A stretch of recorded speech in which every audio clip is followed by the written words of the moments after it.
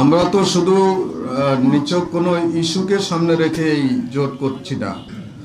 আমাদের আজকে মুস্তাফিজুর রহমান ইরান ভাই আমাদের জোটের সাথে একাত্ম ঘোষণা করে এটা প্রমাণ করে দিয়েছেন যে এটা নিছক ভোটের জন্য, নির্বাচনের জন্য জোট নয়।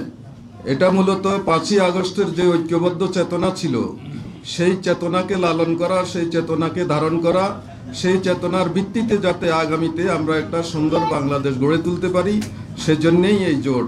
এবং এটা যদি আমরা লালন করতে না পারি, এটার প্রতি এটাকে অনার করতে না পারি, তাহলে আবারও বাংলাদেশ কোনো ষড়যন্ত্রের খাদে পড়ে যেতে পারে। সেজন্য এই ঐক্যকে আমাদেরকে ধরে রাখতে হবে।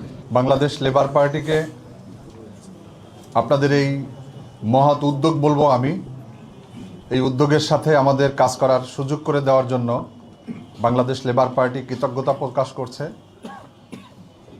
বাংলাদেশ লেবার পার্টি 1974 সালে প্রতিষ্ঠিত এবং শেখ মুজিব কর্তৃক বাকশালের কারণে নিষিদ্ধ হয়েছিল। আমরা 77 সাল থেকে আবার পুনর্যাত্রা করেছি। মাওলানা মতিন আমাদের প্রতিষ্ঠাতা এবং লেবার পার্টি একটি নিবন্ধিত রাজনৈতিক দল।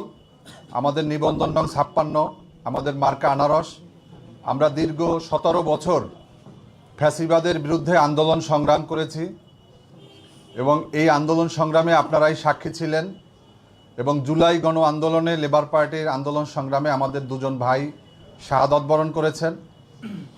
আমরা 5 তারিখের পরে আমাদের ভিতরে কিছু চিন্তা চলে আসছে। আমরা দীর্ঘ 17 বছর যাদের সাথে আন্দোলন সংগ্রাম করেছি, তাদের চেহারার মধ্যে ক্রমশ ফ্যাসিবাদের ছাপ আমরা লক্ষ্য করেছি।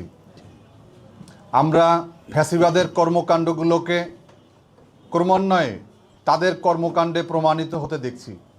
সর্বশেষ আমরা যেদিন তাদের সাথে সম্পর্ক ছিন্ন করেছি, তখন আমাদের এই বক্তব্যগুলো ছিল। এবং আজকে আমরা নতুনভাবে জামাত ইসলামী নেতৃত্বে আজকে যে নতুন যাত্রা ইনসাফের বাংলাদেশ প্রতিষ্ঠার, সেই ইনসাফের বাংলাদেশ প্রতিষ্ঠার একজন কর্মী হিসাবে আমরা আজকে এখানে যোগদান করেছি।